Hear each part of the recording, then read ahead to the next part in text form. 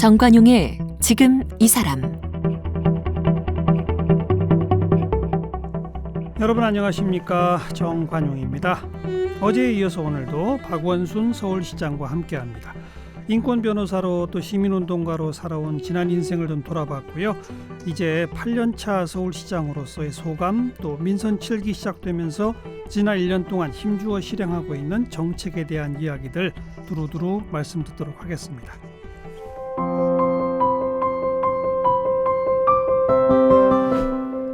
박원순 시장은 1980년 제22회 사법시험에 합격한 후 1982년 대구지방검찰청 검사로 첫 발령을 받았습니다. 그러나 반년 만에 사표를 내고 인권 변호사의 길을 선택했습니다. 1995년 참여연대 사무처장을 맡으면서 본격적으로 시민운동을 시작했습니다. 2001년에는 아름다운 재단을 설립해 기부의 대중화를 위해 활동했습니다. 2006년에는 민간 사회 창안 연구소인 희망제작소를 열었습니다. 2011년 재보궐선거를 통해 제35대 서울시장이 됐습니다. 2014년에 재선에 성공하면서 두 번째 임기를 시작했고, 지난해 3선 도전에도 승리를 거두며 역대 최초로 3선 서울시장이 됐습니다. 시민운동과 나눔운동에 앞장서온 박원순 시장은 2006년 만해 대상과 함께 아시아의 노벨상으로 불리는 막사이사이상을 수상했고, 2007년에는 단재상을 받았습니다. 지은 책으로는 NGO 시민의 힘이 세상을 바꾼다, 성공하는 사람들의 아름다운 습관 나눔, 원순 씨를 빌려드립니다, 박원순 생각의 출마 등이 있습니다.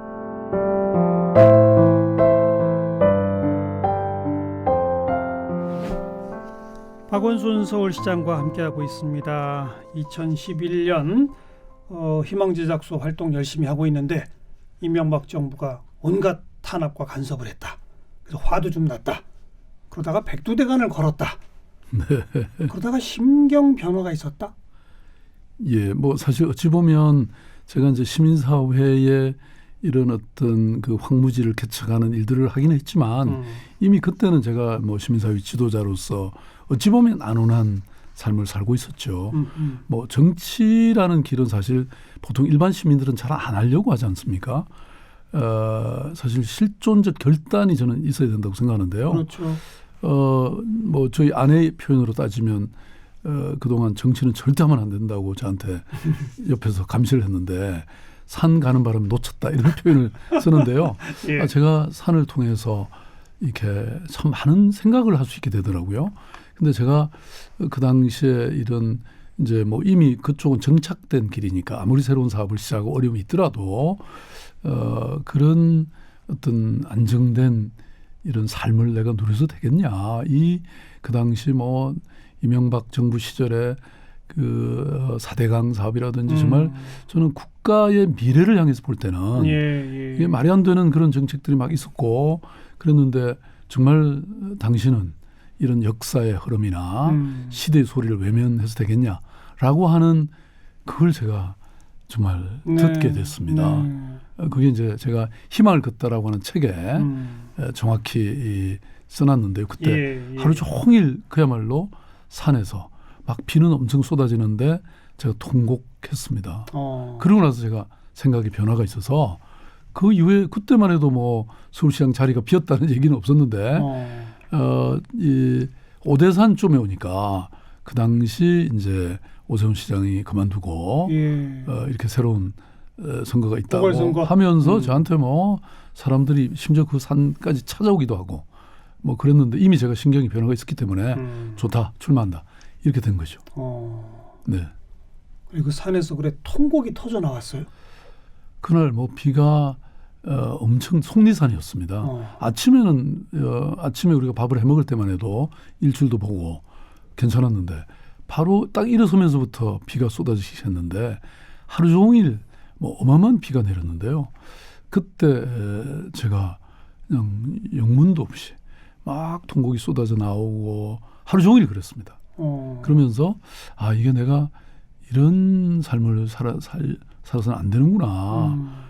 뭔가 그 험한 정치라는 거를 그동안은 한 번도 생각해 본 적이 없고 사실 뭐 저한테 뭐 청와대 무슨 민정수석 하라든지 감사원장 하라든지 이런 얘기들이 그전에 있었거든요. 네. 그런 제안에도 불구하고 다 뿌리쳤는데 이건 아니구나 이런 생각을 하게 됐죠. 나라를 위해 뭘 해야 되겠다. 그렇습니다. 그래서 보궐선거 통해 당선돼서 서울시에 딱 가보시니까 이명박 시장, 오세훈 시장 이렇게 쭉 그 결과물을 마주 대한 거 아니에요, 그죠?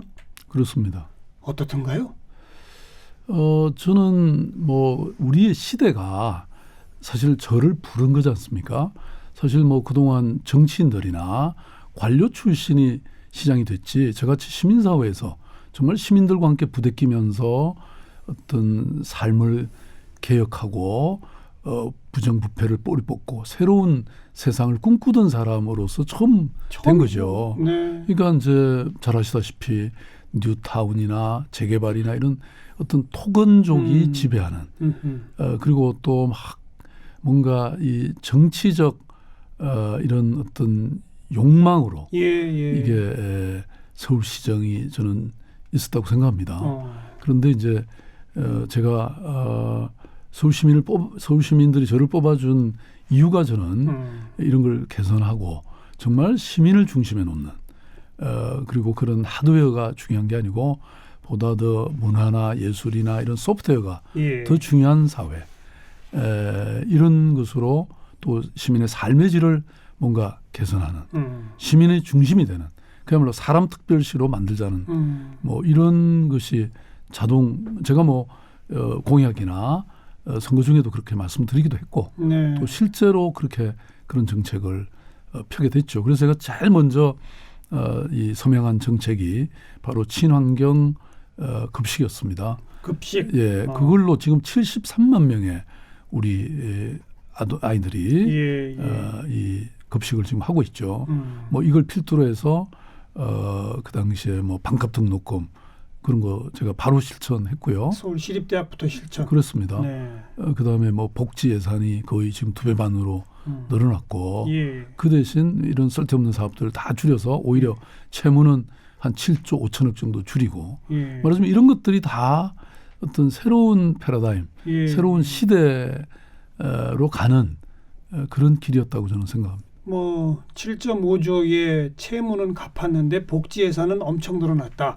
그동안에 그 돈 어디다 썼던 거예요?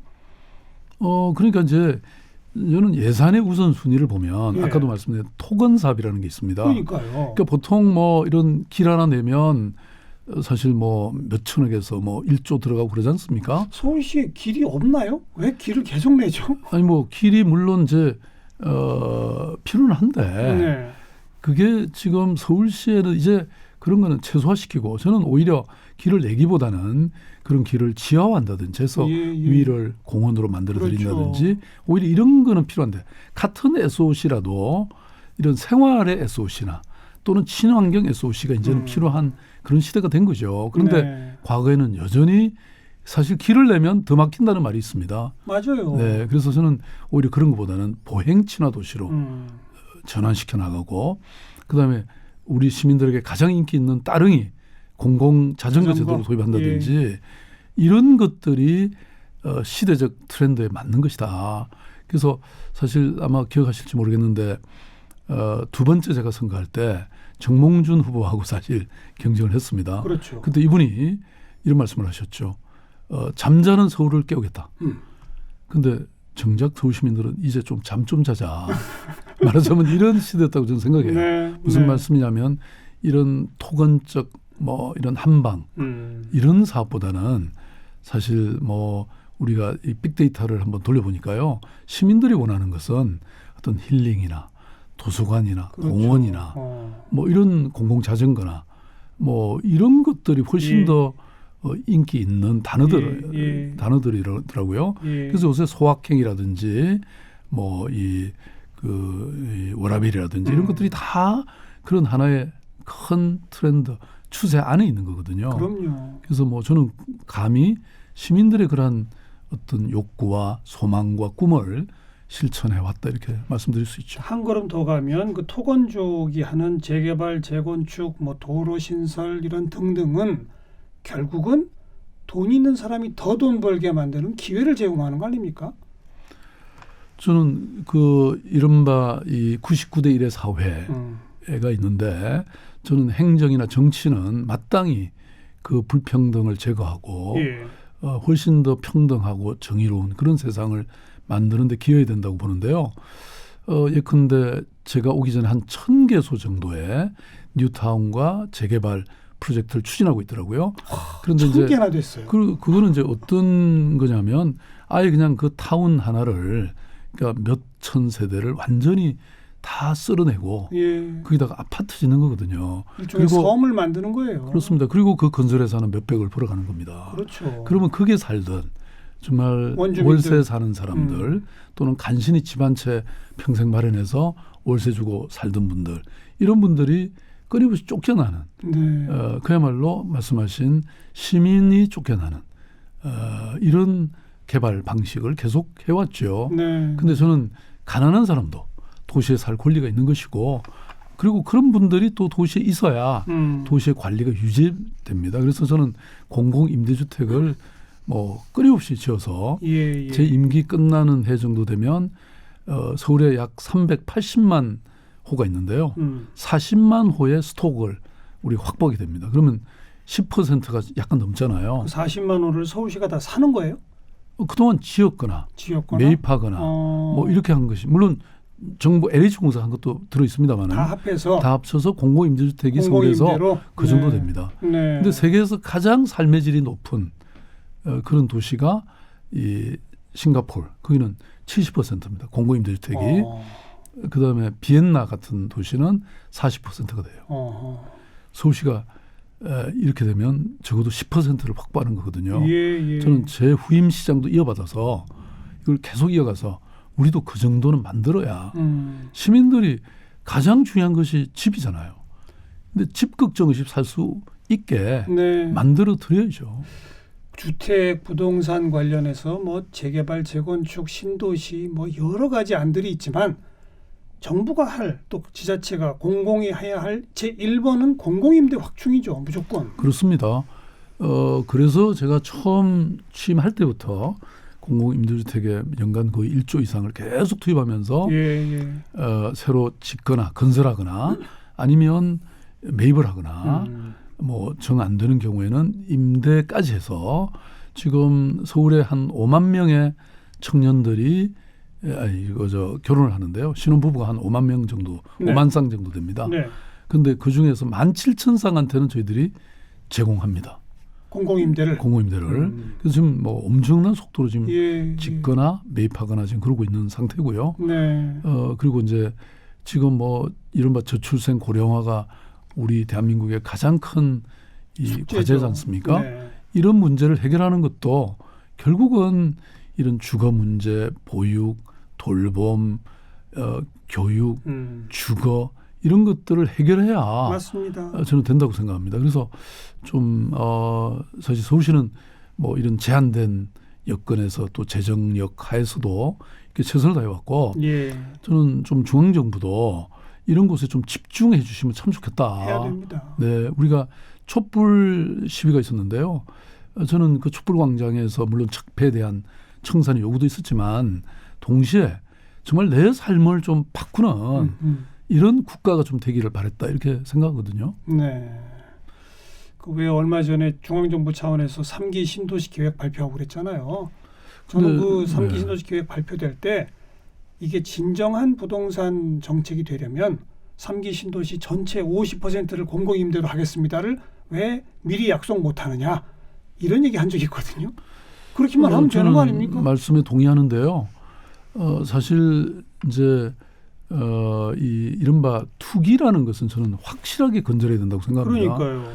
부동산이 집이 사는 곳이지 사고 팔아서 투기이익을 남기는 곳은 아니라고 생각합니다. 우리의 세제나 그러니까 다시 말씀드리면 부동산의 취득과 보유와 처분의 과정에서 그런 투기 이익을 절대로 남기지 못하도록 저는 세제를 얼마든지 개편할 수 있다고 봅니다. 당연하죠. 그리고 그다음에 지금 사실 뭐 정부가 가진 돈이 뭐 각종 그 기금들이 엄청 많거든요. 그리고 지금 시중에 이 놔두는 이른바 이 유동성 자금이 뭐 1,000조가 넘는다고 하지 않습니까? 예. 이런 돈을 저는 잘 활용하면 사실 이 공공임대주택의 비율을 확고히 높일 수 있다고 생각합니다. 그럼요. 근데 이제 문제는 그걸 이렇게 물론 부동산을 공급하는 것도 주택을 공급하는 것도 필요하지만 이걸 외곽에 이렇게 해놓으면요. 결국 그게 또 출퇴근하는데 엄청난 비용이 걸리고 들고 또 신도시에는 그게 이 SOC를 말하자면 편의시설을 만들어야 되잖아요. 만들어줘야죠. 그게 엄청난 시간이 걸리고 엄청난 비용이 들어갑니다. 그런데다가 수도권에다가 이렇게 대규모로 신도시를 만들어버리면 지금 지방에 안 그래도 인구 지금 감소와 지방 소멸이라는 말까지 나오는데 예, 예. 그러면 지방 주민들이 다 또 서울이나 수도권으로 올라와야 되지 않습니까? 그러면 저는 노무현 대통령이 주창하셨던 그 이 지방 균형 발전 네. 거기에도 저는 상당히 이건 저해될 수밖에 없다 이런 생각을 합니다. 네. 그리고 재개발 재건축이 아닌 이제 도시 재생이라는 개념을 또 도입하셨지 않습니까? 근데 한편에서 도시 재생은 너무나 당연한 얘기지만 금방금방 눈에 성과가 안 보인다는 점에서 한계도 있는 것 같아요. 그걸 그건 사실입니다. 그걸 이제 돌파해내셔야 되잖아요. 그죠? 그런데 이제 문제는 이게 도시라는 게요. 우리가 어느 날 하루아침에 그냥 완전히 뭐 이 새로운 도시로 바뀌는 게 없습니다. 사실. 바뀔 수가 없고 없죠. 만약 새롭게 하루아침에 바꾸면 아까 얘기한 것처럼 역시 돈 있는 사람만 돈 버는 식이 되지 않고서는 불가능한 거죠. 네. 그렇지만 또 공공이 해야 될 일이 있죠. 그래서 이런 도시 재생 그러니까 괜히 노후화된 이런 지역에는 그 생활 SOC를 소시가 깔기 위해서 당연히 저는 투자해야 된다고 봅니다. 그래서 예를 들어서 지금 170여 군데에 이런 도시 재생이 진행되고 있는데 예. 예를 들어서 뭐 도로를 제대로 만들어준다든지 주차장을 만들어준다든지 또는 심지어는 교통이 불편한 곳에 저희들이 경전철을 넣어드린다든지 예. 뭐 이런 것으로 다양한 노력을 하고 있고요. 예. 말씀하신 것처럼 재개발 뉴타운처럼 그렇게 일시적으로는 안 되지만 할 수 없더라도 끊임없이 시민들의 삶이 개선되도록 특히 강북 지역에 네. 이게 돼야 된다 이런 생각을 그 해당 지역의 주민들이 만족도가 높아져 가고 있습니까? 조금씩 진행되더라도. 그럼요. 지금 서울시가 하고 있는 도시 재생의 유형이 굉장히 다양하고요. 네. 잘 아시다시피 경의선 그게 지금 완전히 지상에 공원이 됐잖아요. 그렇죠. 또 최근에 한 달 됐나요? 경춘선이 지금 완전히 지상 공원이 됐습니다. 예, 예. 그다음에 저희들이 서울 도시 기본 계획 도시철도 기본 계획의 발표에 따르면 강북 횡단선이 그동안 40몇 개 동에 이걸 지나가면서 지하철이 없던 곳에서 맞아요. 지하철을 연결하는 이런 사업이라든지 그다음에 이 교육의 격차가 또 큰데 강북 지역에 저희들이 대학과 연계해서 그 초등학교나 중고등학교에 대학 교수들이 함께 교육에 참여하면서 네, 네. 굉장히 우수한 교육의 도시로 만들겠다 이런 프로젝트도 있고 그래서 제가 지난번 이맘때 제가 이 강북 삼양동에서 옥탑방 세원을 했잖아요. 한 달 사셨잖아요. 그렇습니다. 그 결과의 결과물인데요. 그 구상인데 이런 것들이 지금 차근차근 진행되고 있습니다. 올 여름에도 어디 사실 거예요? 뭐 그건 한번 생각해 보겠습니다. 그때 가는 날이 장날이라고 너무 더워가지고요. 좀 고생을 했습니다. 네. 혹시 또 그 한 달 사시게 되면 에어컨은 좀 설치해서 사세요. 저는 요즘은요 에어컨... 제가 왜 이 표현을 쓰냐면 이 아주 쪽방촌 이런 데에 우리가 난방 지원을 하잖아요. 근데 이제는 우리나라 기후가요 냉방 지원이 필수가 돼야 되는 시대로 좀 가고 있습니다. 이걸 서울시장께서 그걸 무시하고 선풍기 한 대로 버티는 건 말이 안 되죠. 그건 참고하겠습니다. 근데 저는 무엇보다도 이게 시민의 삶을 정확히 이해하는 노력이 저는 필요한 것 같습니다. 네.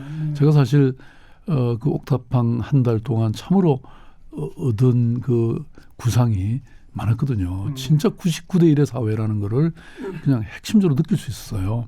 그러면 이분들은 도대체 우리 시민들이 뭘 갖고 먹고 사는가. 예. 옛날에 있던 뭐 쌀집이니 뭐 전파상이니 뭐 이렇게 싹 없어졌어요. 그게 다 프랜차이즈 형태로 정말 이 대기업한테로 다 가는 거잖아요. 네. 그래서 시민들이 먹고 살 수 있는 방법을 저는 또 하나 고민을 했는데요. 그게 바로 서울시가 쓰는 이 도시 재생을 위해 쓰는 돈들이 그것도 건설회사로 다 가거든요. 네. 근데 저는 많은 경우에는 시민들이 일정한 기술 교육만 받으면 스스로 할 수 있는 일들이 있겠더라고요. 집수리 사업이라든지 도로 개선 사업이라든지 이런 것들은. 그래서 주민 기술학교를 저희들이 만들어서 거기에 투입되는 예산의 상당 부분을 주민들의 주머니에, 호주머니에 쓸 수 있도록 뭐 이런 것도 저희들이 실천되고 있죠. 건설공사를 건설회사에 다 맡기는 게 아니고 그렇습니다. 주민들이 참여할 수 있는 해당 거는 주민이 직접 주민들이 와서 할 수 있게 네. 현장을 가봐야 됩니다. 좀 아까 무슨 뭐 전파상 뭐 등등 말씀하시니까 자영업자가 갑자기 떠오르고 그러다 보니 제로페이가 떠오르네요.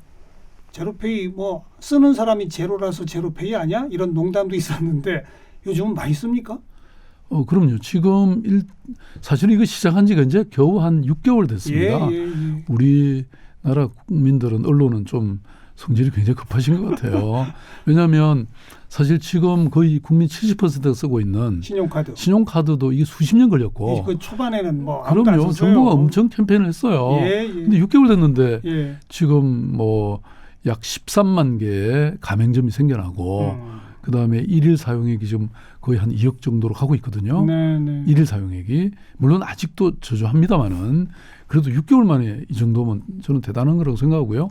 동시에 지금 뭐 저희들이 홍보 많이 하고 있고 그다음에 요새는 핸드폰으로 진짜 쉽게 간편 결제거든요. 그렇죠. 이게 또 미래의 기술이기 때문에 우리가 이리 갈 수밖에 없습니다. 네. 그 자영업자 3종 세트 있었잖아요. 제로페이로 수수료 제로뿐 아니라 휴가도 주신다고 그랬었죠.